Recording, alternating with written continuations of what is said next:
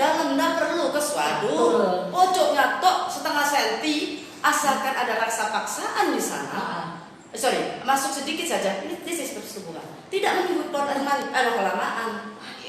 Itu perkosaan sampai bayangkan ini masih teori.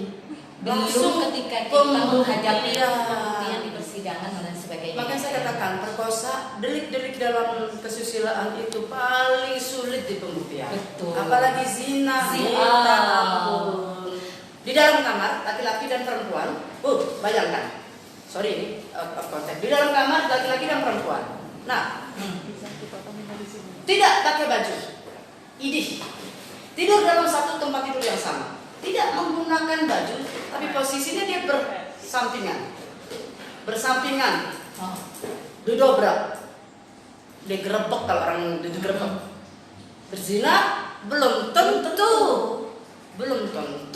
Dalam agama pun juga Belum nggak bisa tentu. seperti itu kan. Pernah ada sesuatu, ada oknum polisi yang mengatakan, ibu mohon maaf, ada surat edaran Polri yang mengatakan bahwa dua laki-laki yang berada di dalam satu ruangan, bla bla bla, this is just surat edaran.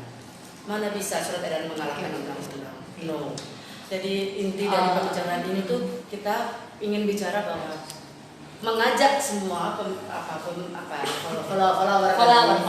tadi bicara bahwa di dalam hukum, di dalam ilmu apapun harus dibedakan cara berbicara. Tidak selalu apa yang berkaitan dengan edukasi. Entitas pendidikan itu tidak selalu kemudian kita bicara yang tabu itu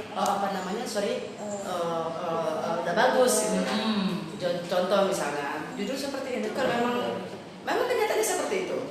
Bahwa pada saat perkosaan itu kemudian memunculkan orgasme, dosa legal, legalisasi. Artinya bukan perkosaan menjadi legal tidak, tetapi perkosaan itu menjadi bukan lagi perkosaan, gugur seperti itu, menjadi gugur. Jadi memang menarik Mbak ya. Kemudian kalau kita bicara orgasme melegalkan perkosaan itu seharusnya yang diperhatikan dalam sebuah hubungan seksual, hubungan seksual ya antara. Ini mah kita jadi dokternya, dokter jadi medical. Betul. Jadi kita mewakili dokter. Mana sekarang dokter Soraya, bukan dokter. Dokter Soraya, tapi ini masih belum dokter. Sedikit lagi. Amin. Jadi dalam suatu hubungan seksual ya Mbak, yang perlu diperhatikan sebenarnya di sini adalah konsen. Yes. Konsen atau kesepakatan, persetujuan kedua belah pihak. Yes, setuju. Korban perkosaan, saya pikir di awal tidak ada konsen. No. Siapa? Wanita, terutama wanita, karena di dalam pasal 285 KUHP dengan tegas mengatakan bahwa korbannya memang wanita. Harus korban. Tidak ada seorang wanita yang kemudian mau menjadi korban sekitar seperti ini kan bebasnya bebasnya. Nah itu belum hanya 285 loh. Korban hanya wanita, betul. Nah, Mbak, korban laki-laki sebentar, saya balik ya. Ya, kalau laki-laki diperkosa, Mbak, saya pernah mendapatkan pertanyaan ini dari teman saya, anak teknik. Bahas perkosaan, sebelum kita lanjutkan saya bercerita sebentar. Perkosaan itu awakmu iku menghukum, tapi gak fair. Kenapa kamu menjelaskan perkosaan itu seorang wanita? Wong lanang iso diperkosa loh, dia bilang gitu. Kok iso? Ya apa ya? Guru ngaji deh. Ustad alim dicedeki karo ngedok dan diperkosa dan ya apa ngono iku? Waduh. Gini, saya terkotak di dalam KUHP Mbak. Orgasme itu adalah tema awalnya, ya. Karena gini Mbak, ngomong jangan mungkin dulu ya. Orgasmenya laki-laki sama perempuan beda. Kalau laki-laki mah gampang orgasme. Curut selesai, habis sekarang keluar air mani, orgasme, beres. Sama nggak sama perempuan? Jauh Mbak. Kita mah, perempuan tuh beda. Perempuan itu kan fantasi. Orgasmenya mah di dalam hati sini. Karena laki-laki mah GR. Sorry ya. Sorry followers, ini kan ngomong secara apa adanya. Ya 17 tahun ke bawah, tapi teman bayi mundur dulu. Gak ada Mbak, ini follower kita ini 17 tahun ke atas semua para mahasiswa kita. Karena kalau ngomong tentang orgasmenya laki-perempuan, laki-laki mah gampang. Keluar air mani selesai. Kalau perempuan enggak. Kadang laki-laki salah. Oh sudah basah-basah. sudah orgasme. Mak, itu mah belum apa-apa, Mbak. Itu masih lubrikasi. Panjang ceritanya ya perempuan ini. Nah, ini loh yang saya katakan kenapa ngomong tentang orgasme itu perempuan bisa berbeda sekali. Bicara tentang syarat lagi ke yang tadi. Bisa nggak laki-laki jadi pemerkosa? Itu kelemahannya undang-undang kita, 285. Bisa nggak? Bisa. Laki-laki itu, ini pertanyaannya bukan ini siaran langsung ini nggak boleh tak sama tanya sama kru ini. Kan orang nangis dengar kru ini. Cowok semua. Boleh nggak Silakan. saya tanya sama Boleh. kru? Boleh nggak? Tanya pada tim saya. Mana yang boleh. laki-laki perempuan nggak tanya saya? Ini nih, laki-laki semua 1, 2, 3, 4. Bisa nggak? Mas bisa diperkosa nggak laki-laki mas? Bisa diperkosa nggak? Bisa. Kamu ditanya perkosa bisa? Ini bukan tanya mau diperkosa, jawabannya kayak mau semua laki-laki. Semua nih. Aduh, pertanyaannya bisa nggak diperkosa? Jawabannya kayak gini. Mau. Pertanyaannya bisa apa enggak? Bukan mau diperkosa apa enggak? Bisa enggak?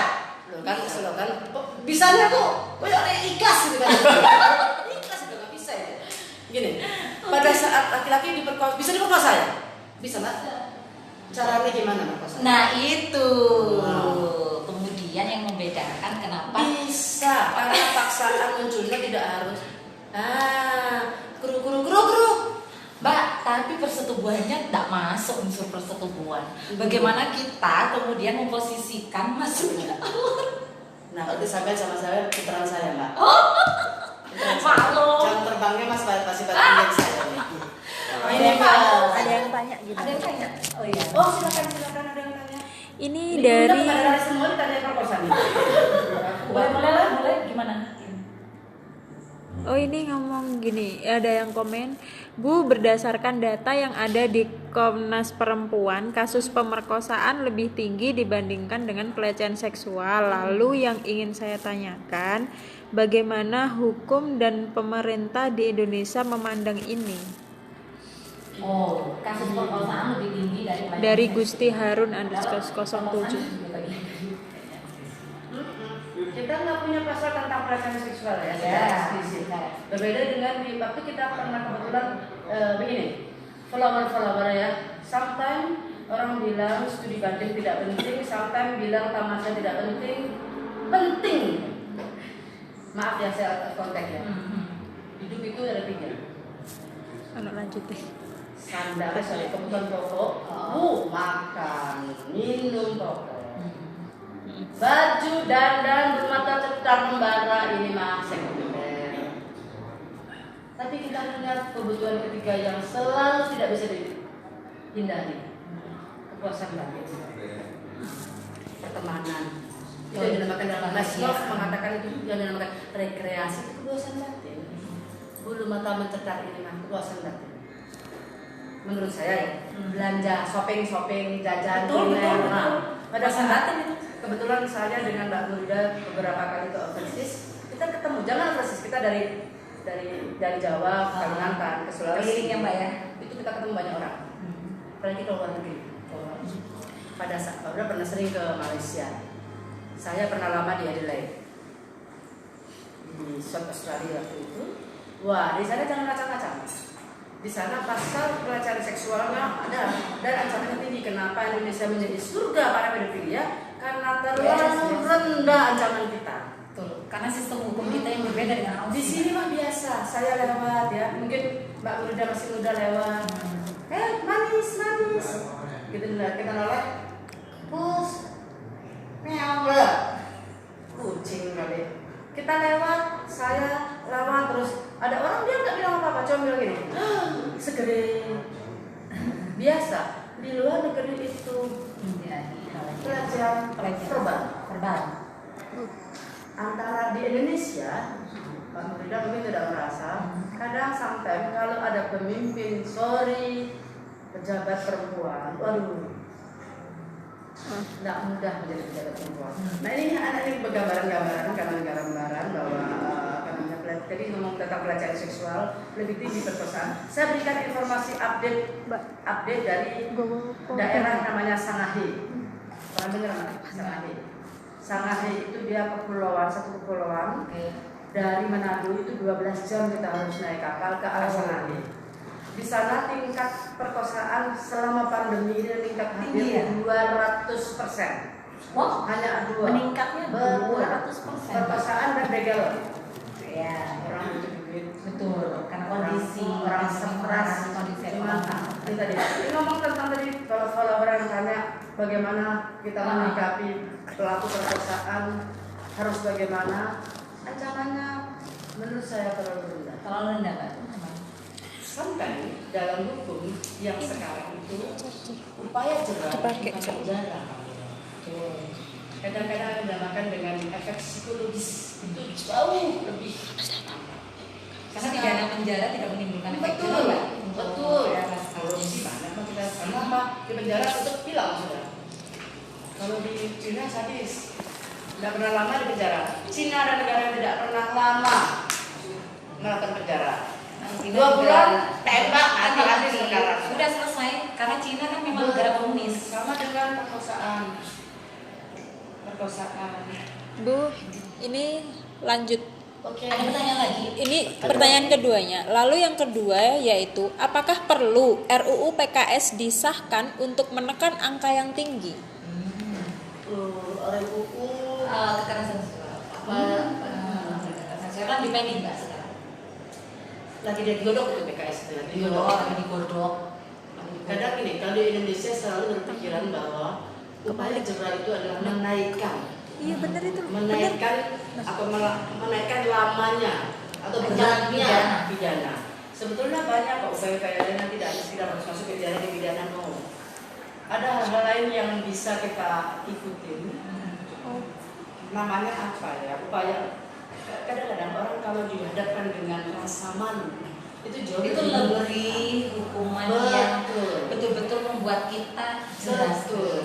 Contohnya kalau di Australia orang pelaku pedofilia itu selain dia dapat sanksi yang tinggi, ancaman pidana yang tinggi, juga dia dapat yang paling mereka katakan adalah sanksi sosial.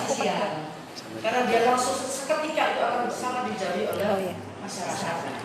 Ditulis ini bahwa diumumkan bahwa misalnya dan itu tidak ada laki-laki loh, Mbak. Jadi di Australia itu perempuan setengah bayar yang melakukan kata kutip pacaran sama anak SMP itu. Jadi saya ini sama anak SMP itu tidak pilihan. Itu langsung dipublish bahwa perempuan ini berbahaya untuk laki. Itu jauh lebih upaya jauh lebih daripada harus masuk penjara daripada sekedar. Kalau kita melihat penjara harus lebih banyak, harus penuh.